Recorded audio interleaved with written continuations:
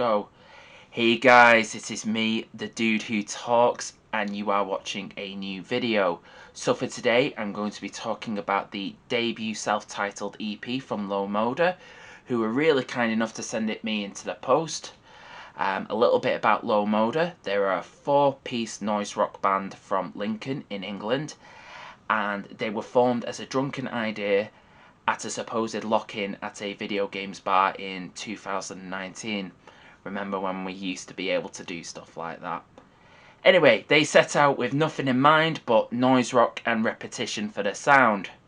So, their self-titled EP came out in New Year's Day, and it was recorded and mixed by Joe Dickinson at Playing Aloud in Lincoln, and was mastered by Luke Pickering.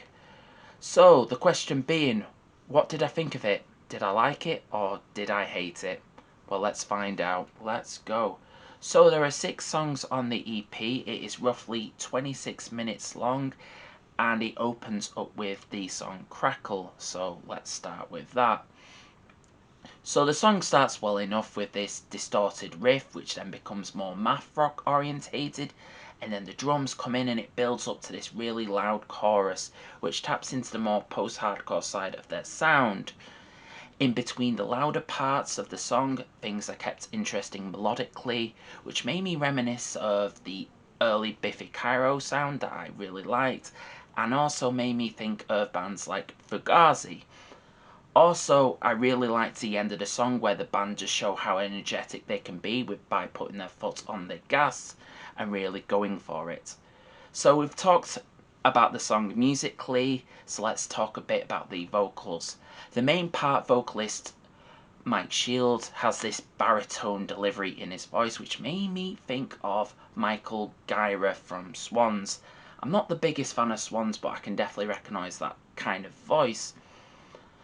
So there's also a more aggressive shouted voice in the chorus as well, so yeah, so far so good. So we move on to the next track on the EP, which is called Herding Cats. I like how this song starts off. It's very dancey and very upbeat and shows the band can have fun with their sound. Though what sells it for me is the lyrics. As you can probably guess from the title, it has something to do with cats. However, the lines sung in the song are quite bizarre yet endearing, as it, for example, riding a lion on Main Street. Lyrically, however, I think this is meant to be nonsensical, as they've stated themselves.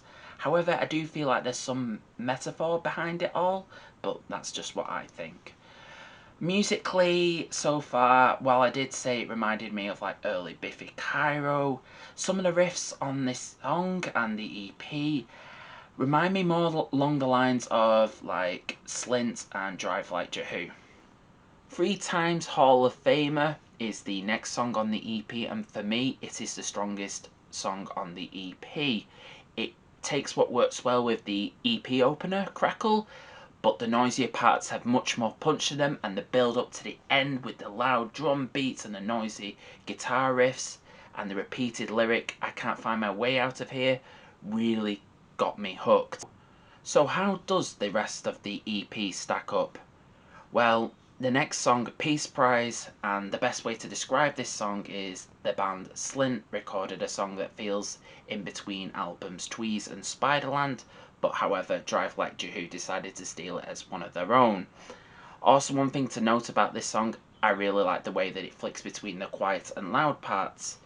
The next song after that is called Italy's Clothes, which is the shortest song on the EP, and I think the title, it obviously has some reference to the pandemic situation and the lockdown in Italy. The song feels really upbeat and loud. My only complaint with the song is, and this is probably due to my hearing, is that it gets really loud, and when you're trying to hear the lyrics, which I find really intriguing about this band, you can't properly hear them, but you know, that's noise rock, baby. And the last song on the EP is called Matching Outfits, which makes a huge effort to be the loudest song on the EP, and it pretty much succeeds. The song feels like really brash, it goes straight for the jugular, it feels really energetic, and I like how this is kept up really well, with it being the longest song on the EP, and it doesn't feel... As you can probably tell, my overall opinion about this EP is going to be positive. I think the band Low Moda are a band that wear their influences on their sleeve, which is definitely not a bad thing, especially when they have the strong songwriting capability and the energy to back this up. I think Low Moda are a band with a lot of potential, and this EP is proof of that. It has a great balance of melody and raw, noisy energy, which I hope is enough for you to want to check this EP out. Now, I want to say something, and I think I may have mentioned this in my review of Sander Cohen's debut EP, Channeling Hank, that I hope this band channels much more of an interest in like British post-hardcore. You know, like a bit like the era in the early 2000s when we had like bands like Reuben, Hell is a Heroes, and 100 Reasons.